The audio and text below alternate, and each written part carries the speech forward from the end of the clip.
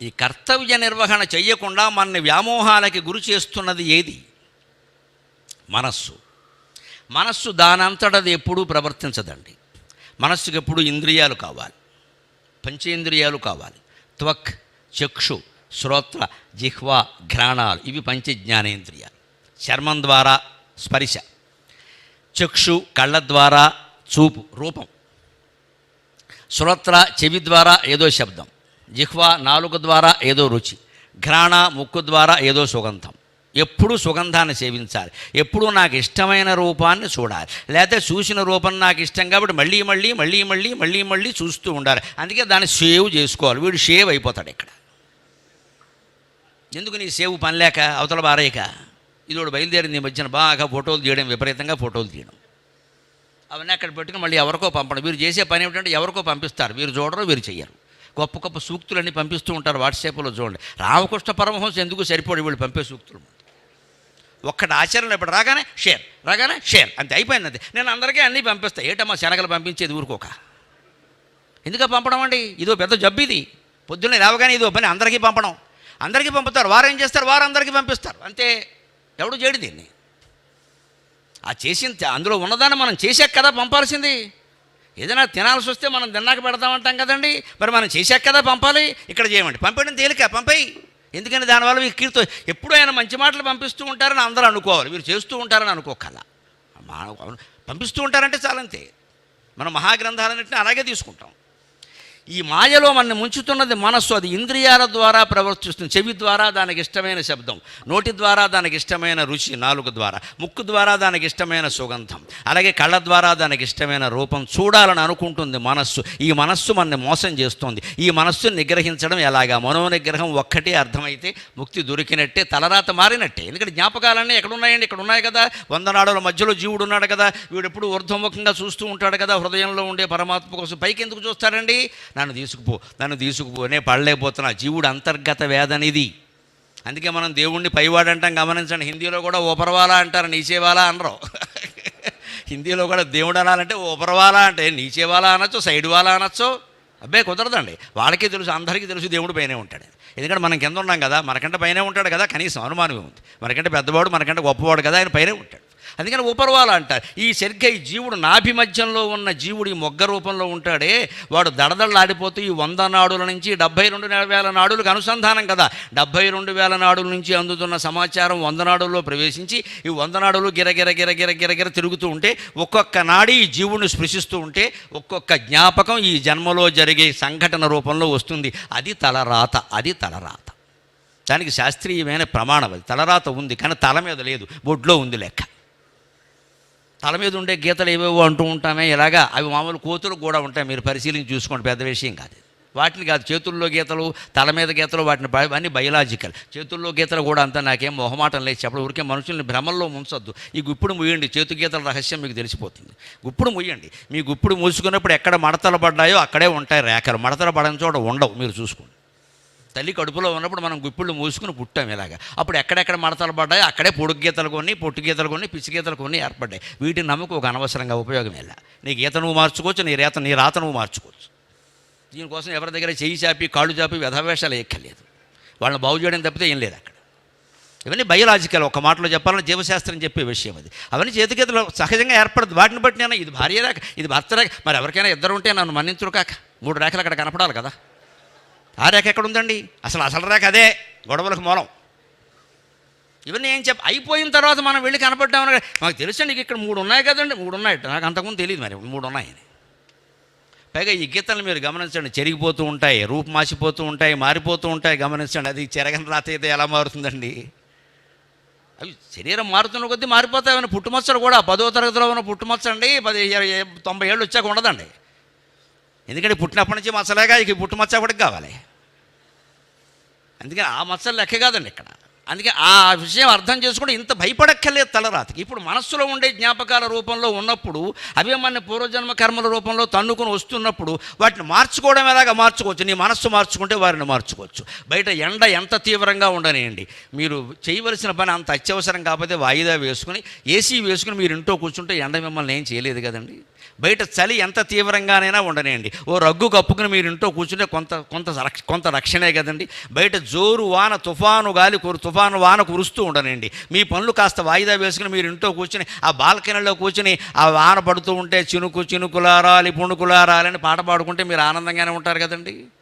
వాన నుంచి ఎండ నుంచి వీటి నుంచి తప్పించుకున్నట్టే మన మనస్సు ద్వారా జ్ఞాపకాల రూపంలో వచ్చే పూర్వజన్మ కర్మ నుంచి కూడా తలరాత నుంచి కూడా మనం కొంత రక్షణ కల్పించుకోవచ్చు. పూర్తిగా మార్చలేం కానీ కొంత రక్షణ కల్పించుకోవచ్చు.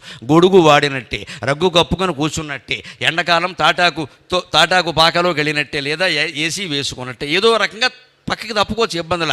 ఆ తప్పుకునే విధానం ఎలాగో భగవంతుడు చెబుతున్నాడు. రెండవ అధ్యాయం సాంఖ్యయోగంలో చెబుతున్నాడు. యదా హిజేంద్రియార్థేషు కూర్మో అంగానీవ సర్వశః ఇంద్రియాణి ఇంద్రియార్థేభ్యః తస్య ప్రజ్ఞా ప్రతిష్ఠిత. ఇంద్రియార్థాలని తాబేలును చూసి నేర్చుకోండి అన్నాడు. కూర్మో అంగానీవ సర్వశః యదా సంహరతే చాయం కూర్మో అంగానీవ సర్వశః ఇంద్రియాణి ఇంద్రియార్థేభ్యః తస్య ప్రజ్ఞా ప్రతిష్ఠిత. యదా సంహరతే చ అయం కూర్మః. తాబేలుని గమనించండి. మన సంస్కృతిలో దేవతల వాహనాలన్నీ జంతువులు ఉంటాయి. ఆయనకి అదేదో ఇష్టం అనుకోకుండా, పొరపాటు మాట ఇది.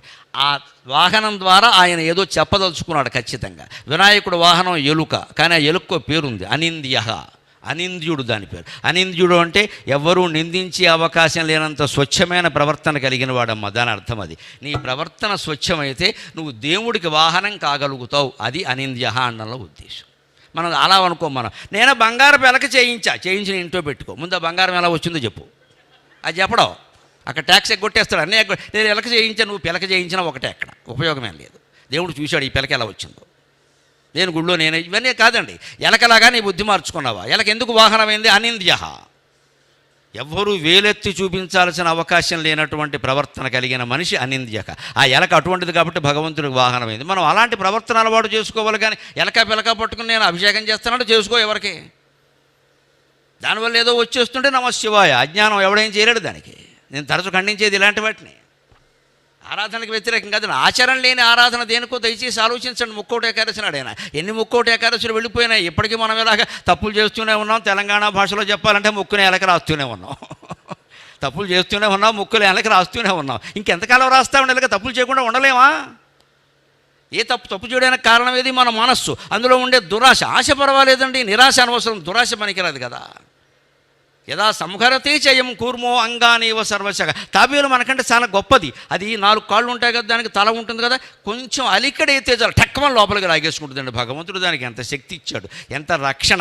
ఏ పోలీసు వలయమో కాపాడలేనంత డిప్ప డిజైన్ ఇచ్చాడు దానికి భగవంతుడు. దానికి సెక్యూరిటీ గార్డులు ఎవరు ఉండరు కదా తాబేలుకి. పెద్ద డిప్ప. ఆ డిప్ప ఉండగా సుత్తెట్టు కొట్టినా కుదరదు దానికి రక్షణ. అది అలికడి చిన్న శబ్దం అయితే చాలు లోపలికి లాగేసుకుంటుంది. ఇది యథాసంహర. అలాగ మన మనస్సును కూడా మనం చెడ్డ శబ్దం వినపడుతోంది, మనం చూడకూడని రూపం కనబడుతోంది మనల్ని ఆకర్షించడానికి, మనం తినకూడని రుచులు బయట కనిపిస్తున్నాయి. రోడ్డు పక్కన బళ్ళు ఉంటాయి కదా, మంచి మసాలా ఊరిపోయి బ్రహ్మాండంగా సెగలు పొగలు అద్భుతంగా. స్కూటర్ అటు తిప్పేవలసిందే, తిరుగులేదు ఇంకా. ఇటు వెళ్ళే స్కూటరు, లెఫ్ట్లో వెళ్ళే స్కూటర్ రైట్కి వెళ్ళిపోవలసిందే. యూటర్న్ ఎందుకంటే మన బుద్ధే టర్న్ అయింది. అవి లోపల తింటే ఇబ్బంది అని తెలుసు, తర్వాత మళ్ళీ రకరకాలుగా ఇబ్బందులు ఉంటాయని తెలుసు, బిళ్ళలేసు. అయినా సరే నేను ఎందుకోనంటే అవి తినందే ఉండలేను. ఇదే కర్మ అంటే, ఇదే తలరాత. దాన్ని నువ్వు మార్చుకో, స్కూటర్ తిప్పకుండా ఉంటే. ఇప్పుడు స్కూటర్ నీ చేతుల్లో ఉందా, శ్రీకృష్ణుడి చేతుల్లో ఉందా? నువ్వు తిప్పకో. ఎవరు వద్దన్నారు? తిప్పేసి తినేసి రాత్రిపూట బాత్రూంలోనే కాపురం పెట్టేసి ఏమిటో అనుకున్నాను కానీ ఇలా అయింది అనగానే నాకు మొదటి నుంచి ఇంతే అవుతుంది. ఉత్తర పలుగుని నక్షత్రం ఇంతాడు. ఉత్తర పలుగునికి వీడి విరోచనాలకి సంబంధం ఏంటండి?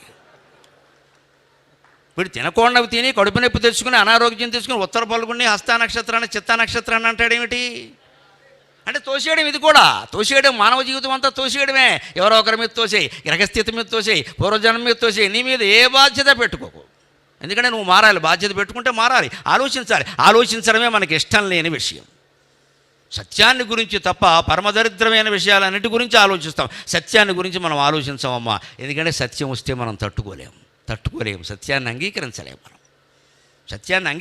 మనం. అందుకే ఆ సత్యాన్ని మేము వీలైనంత వరకు కాస్త సరసంగా చెప్పే ప్రయత్నం చేస్తాం. సరసాన్ని అంగీకరిస్తావు కదా, సరసం ద్వారా సత్యాన్ని అంగీకరించేద్దాం, దానికి ఏముంది అభ్యంతరం. అదేనా, అందుకే కవిత్వం సాహిత్యం అన్నీ పుట్టాయి. తాబేలు ఎలాగైతే తన 4 కాళ్ళు లోపలికి లాగేసుకుందో, అలాగే చెడ్డ శబ్దం, చెడ్డ రూపం కనపడినప్పుడు మన మనస్సును మనం లోపలికి లాగేసుకోలేమా? భార్యతో సహా వచ్చి సభలో కూర్చున్నాం, లేదా ఉత్సవంలో ఉన్నాం, ఎవరో కనపడ్డారు, చాలా అందంగా ఉన్నారు. ఈ దేశంలో ఆడాళ్ళందరికీ మొగుడు తప్ప అందరూ అందంగా కనపడతారు, మగాళ్ళందరికీ భార్య తప్ప అందరూ అందంగా కనపడతారు. ఇది కర్మ అంటారు, దీన్నే తలరాత అని కూడా అంటారు. పెళ్ళి అయ్యే వరకు ఆవిడ అందంగానే కనపడడం, తర్వాత ఎందుకో కనపడడం మానేసింది ఈ మధ్యన. ఎందుకంటే బ్యూటీ క్లినిక్ వెళ్ళట్లేదు, అందుకని కనపడడం లేదు. పెడితే కనపడేది, అంతవరకు కనపడింది కదండి, కనపడింది కాబట్టి చేసుకున్నాం కదా. పైగా 6 ఏళ్ళు ప్రేమించాం, 7 ఏళ్ళు ప్రేమించి ఈ మధ్య పుట్టిన దగ్గర నుంచే ప్రేమించేస్తున్నారు. ఎక్కడి నుంచి ఆపాలో తెలియట్లేదు. మరి ఇన్నేళ్ళు ప్రేమించావు మహానుభావ, హత్యలు చేసేది వాళ్ళే, ఆత్మహత్యలు చేసుకుంటున్నది వాళ్ళే, విడిపోతున్నది వాళ్ళే. పెద్దలు కుదిర్చిన వివాహాల కంటే ప్రేమ వివాహాల్లోనే వైఫల్యాలు ఎక్కువ జరుగుతున్నాయి. అది ఆశ్చర్యంగా ఉంది. ఏం ప్రేమరాలు దీన్ని? ఇది ఏ రకమైన ప్రేమ? ఇది కేవలం ఇందిరా పార్కు ఆకర్షణ, అంతకంటే ఏం లేదు ఇక్కడ. ఇందిరా పార్కు ఆకర్షణ. ఈ ప్రేమికుల వల్ల బాగుపడుతున్న వాళ్ళు ఎవరంటే, నేను పేపర్లో చదివా, ఎంత గొప్ప యోగిరా అనుకుని. అక్కడ ఓ మనిషి ఉంటాడట, వాడు ఈ ప్రేమికులు ఎవరైనా పెడితేనండి, తాడి చెట్టు కావాలా, ఈత చెట్టు కావాలా, మల్లెపందిరి కావాలా అంటాట. ఎంత గొప్ప విషయం, నాకు పేపర్లో చదివితే తెలిసింది. అందుకే పత్రికలే నాకు బాగా ఇష్టం, అయితే నాకు తెలియదు. తాడి చెట్టు కావాలంటే 10 రూపాయలు నీడా, అది కొబ్బరి చెట్టు ఏదో, మల్లెపందిరి కావాలంటే 100 రూపాయలు. మల్లెపందిరి వేరు కదండి, ప్రేమకి ఆ వ్యవహారం వేరు కదా. అందుకని వీడు ఏం చేస్తాడు, ఈ జంట అక్కడికి రావడానికి ముందు మల్లెపందిరి కింద రుమాలేస్తాడు. ఇప్పుడు ఈ ప్రేమికులు ఎంతవరకు బాగుపడ్డారో, ఎవరు బాగుపడ్డారో నాకు తెలియదు, కానీ ఈ రుమాలేసేవాడు బాగుపడ్డాడు. ఇక్కడ ఎప్పుడూ ప్రేమికులు ఉంటారు, ఎప్పుడూ ఇందిరా పార్క్ ఉంటుంది, ఎప్పుడు వీడు రుమాలేస్తూనే ఉంటాడు. మనం చదువుకుంటున్నాం కదా, కాలేజీలో ఉన్నాం కదా, మనం ప్రేమలో చిక్కుకోవడం ఏమిటి అని వ్యక్తికి అనిపిస్తే భగవద్గీత అర్థమైనట్టే. ఎక్కడ ఆకర్షణ, మన మనస్సు ఎక్కడ గాడి తప్పుతుందో అక్కడ మనం వెనక్కి లాక్కోలేమండి. మన మనసు మన చేతిలో లేదా పక్క వాళ్ళ చేతుల్లో ఉందా, దేవుడి చేతుల్లో ఉందా? ఎవరి చేతుల్లో ఉందమ్మా? నీ చేతుల్లో పెట్టుకుని ఎవరినో అనుకోవడం. అందుకే మనం శ్రద్ధ చేయాలి. ఎందుకు చేస్తే ఇంకొక రకమైన శ్రద్ధ ఉంటుందండి. కాళ్ళు చేతులు బాగానే ఉంటాయండి చాలామందికి. మనస్సును లాక్కున్నామో లేదో తెలియాలంటే ఎలాగంటే మనకు మనమే పరీక్ష చేసుకోవాలి. దాన్నే భగవంతుడు 5వ అధ్యాయంలో కర్మ సన్యాస యోగంలో చెబుతున్నాడు, 3వ అధ్యాయంలో కర్మయోగంలో చెబుతున్నాడు. కర్మేంద్రియాణి సంయమ్య యాస్తే మనసాస్మరన్ ఇంద్రియార్థాన్ విమూఢాత్మ మిథ్యాచారస్స ఉచ్యతే. మనలో చాలామంది ఉంటారు ఇలాంటి వాళ్ళు.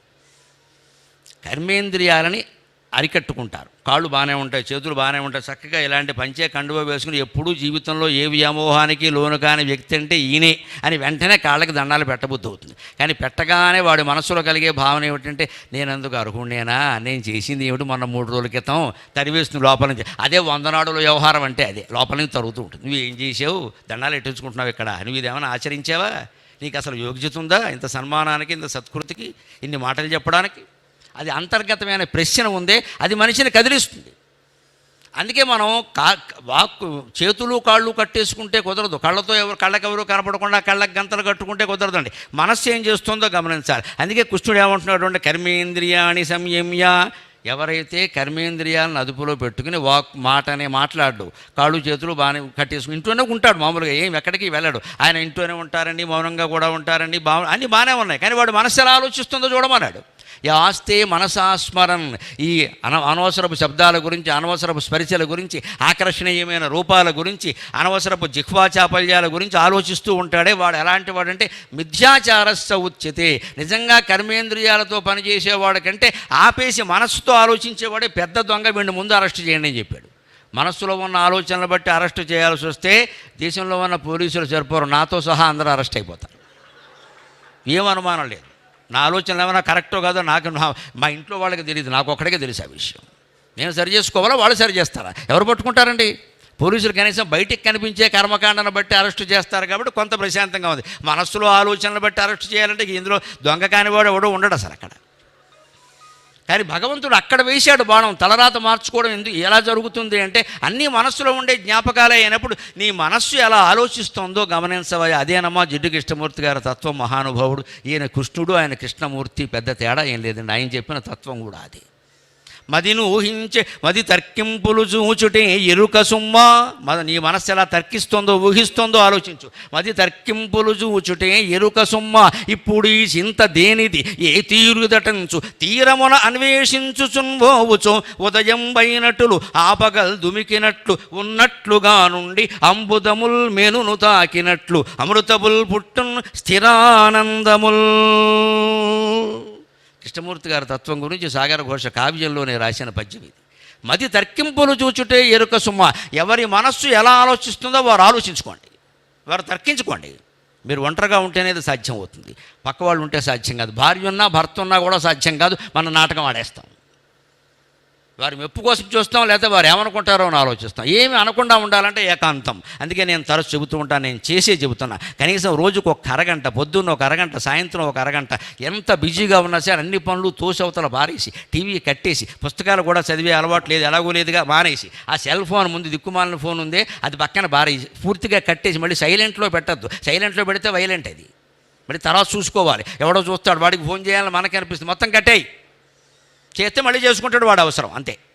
కట్టేసి ఒక అరగంట పొద్దున్న కానీ సాయంత్రం కానీ టైం కేటాయించుకుని మీ ఇంట్లో నమ శివాయ, నమో నారాయణాయ, శ్రీమాత్రే నమః, ఏదో ఒక మీకు ఇష్టమైనటువంటి భగవన్నామాన్ని మంత్రంగా భావించి జపం చేయండి అమ్మా. 6 నెలల్లో మీ జీవితాల్లో గొప్ప శాంతి కలగకపోతే నాది పూచి. మనం చెయ్యం. ఆ ఏకాంతం ఒకటే మనకు నచ్చదు, ఆ మౌనం ఒకటే మనకు నచ్చదు. వాగుడు ఈ సాగుడికి అర్థం లేదు. ఇది దీని నిండా రాగద్వేషాలే. ఆత్మస్తుతి పరనింద. ఏ ఇద్దరు కూర్చున్నా ఇది ఆత్మస్తుతి పరనింద. ఈ ఇద్దరిలో మళ్ళీ మూడోవాడు వచ్చాడు అనుకోండి, ఆ మూడోవాడితో మొదటివాడు కలిశాడు అనుకోండి, రెండోవాడు వెళ్ళిపోయాడు కదా, వెంటనే వీళ్ళిద్దరూ కలిసి వాడిని తిడతారు. ఆశ్చర్యకరంగా ఉంటుంది. ఇప్పుడే వెళ్ళాడు వాడు, అసలు ఇంతవరకు మాట్లాడాడే అని తిట్టేస్తారు వెంటనే. మరి వాడితో ఎందుకు మాట్లాడావు అదంతే, ఇది ఎవరు చెప్పలేరు. దీనికే భగవంతుడు స్వస్తి పలకమని చెబుతాం. ఇది కాదా తలరాత మార్చుకోవడం ఇప్పుడు మన చేతిలో ఉందా లేదా? ఎవరు మారుస్తారండి? రవి మహర్దశ గురు మహర్దశ వచ్చేవరకు కూర్చుంటారు అక్కడ జపం చేసుకుంటావు, ఆ జపమే చేయి మారుతుంది.